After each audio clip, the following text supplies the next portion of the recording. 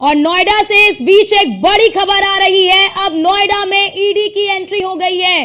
क्या कुछ है पूरा मामला, सीधे जानते हैं। हमारे एसोसिएट एडिटर ब्रजेश श्रीवास्तव जी हमारे साथ जो है वो न्यूज रूम से जुड़ चुके हैं। वो भी आपको बताएंगे कि आखिरकार ये पूरा मामला क्या है आखिरकार ये पूरा मामला, और इसे लेकर किस तरह से ईडी का शिकंजा जो है वो अब कसता हुआ साफ तौर पर नजर आएगा। आपको जानकारी दे दे कि नोएडा के सबसे बड़े बिल्डर एटीएस पर सबसे बड़ी एजेंसी की नजर। एटीएस बिल्डर पर मनी लॉन्ड्रिंग के गंभीर आरोप लगे हैं। ईडी ने एटीएस बिल्डर को नोटिस भी भेजा है।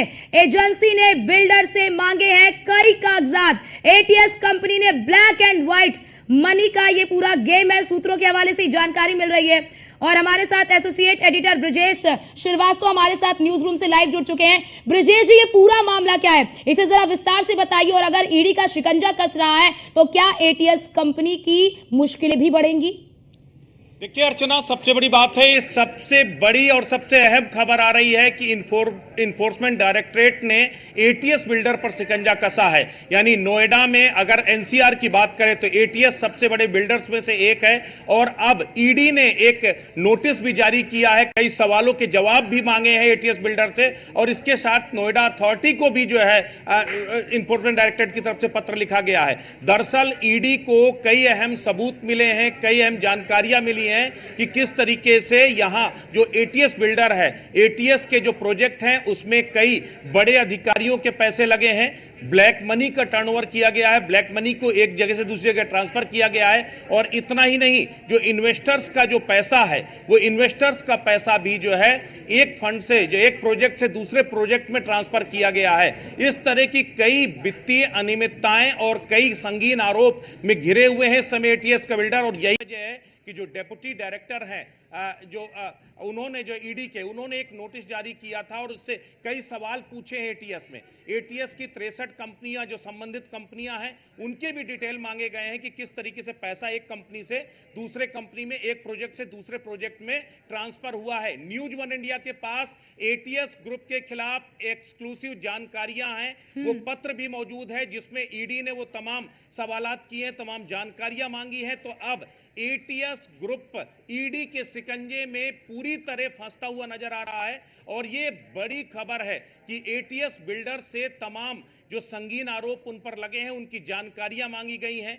कई दस्तावेज, कई प्रमाण मांगे गए हैं। और केवल एटीएस बिल्डर से नहीं बल्कि अथॉरिटी से भी मांगा गया है कि जो लैंड अलॉटमेंट्स हुआ था उस अलॉटमेंट्स में किस तरीके से इन्होंने कितने अलॉटमेंट्स के प्रोजेक्ट को पूरा किया है, कितने अभी अधूरे पड़े हैं। तो इस तरह से देखा जाए तो एटीएस ग्रुप पर ईडी का शिकंजा कसता जा रहा है। और जिस तरह से नोटिस भेजा गया है, जिस तरह से जवाब मांगा गया है एटीएस ग्रुप से, उसमें एटीएस ग्रुप फंसता हुआ नजर आ रहा है। सबसे संगीन आरोप है कि कई बड़े सफेदपोश अधिकारियों के और अलग अलग जो है अगर देखा जाए लोगों के पैसा इस एटीएस ग्रुप में इन्वेस्ट हुआ है। इन्वेस्टर्स के पैसे को एक जगह से दूसरे प्रोजेक्ट में ट्रांसफर किया गया है। इसके साथ ही मनी लॉन्ड्रिंग की भी इस पूरे प्रोजेक्ट में आशंका, तो इस तरह कई संगीन सवाल खड़े हुए हैं। और उसको ईडी ने अब जो है इस पूरे मामले में सवाल दस्तावेज मांगे हैं और उससे तमाम सबूत मांगे हैं। तो एटीएस ग्रुप पूरी तरीके से ईडी के शिकंजे में फंसता हुआ नजर आ रहा है जी।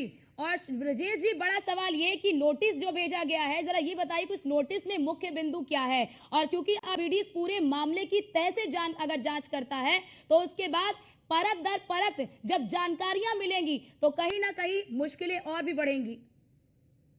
बड़ी बात यह है कि जिस तरीके से एटीएस ग्रुप ने अपने अलग अलग प्रोजेक्ट पर बहुत सारा इन्वेस्टर्स का पैसा इन्वेस्ट किया है। जो लोग अपना घर खरीदते हैं उनका भी पैसा इन्वेस्ट हुआ, लेकिन एक प्रोजेक्ट से दूसरे प्रोजेक्ट में पैसा ट्रांसफर किया गया। कई बड़े बड़े अधिकारियों के पैसे इन प्रोजेक्ट्स पर लगाए गए हैं। इसके साथ ही अगर देखा जाए तो हवाला के जरिए या फिर जो है अलग तरीके से जो ब्लैक मनी है वो उनके प्रोजेक्ट पर इन्वॉल्व हुई है। इस तरह की तमाम शिकायतें, तमाम जानकारियां ईडी को मिली थी और उसके बाद ईडी ने इन सब के दस्तावेज मांगे हैं। और इसके साथ ही नोएडा अथॉरिटी को भी जो है एक नोटिस जारी करके कई सवाल पूछे गए हैं। तो अब एटीएस ग्रुप पूरी तरीके से मुश्किलों में फंसता हुआ नजर आ रहा है। और न्यूज वन इंडिया के पास वो तमाम दस्तावेज भी हैं, वो तमाम कागजात भी हैं हैं, जिनका खुलासा जल्द न्यूज वन इंडिया करेगा। बहुत शुक्रिया आपका ब्रिजेश जी, हमारे साथ जुड़ने के लिए और तमाम जानकारी साझा करने के लिए कि किस तरह से जो एटीएस बिल्डर है उसकी अब मुश्किलें किस तरह से बढ़ती हुई नजर आएंगी, क्योंकि अब ईडी का शिकंजा भी कसता हुआ नजर आ रहा है।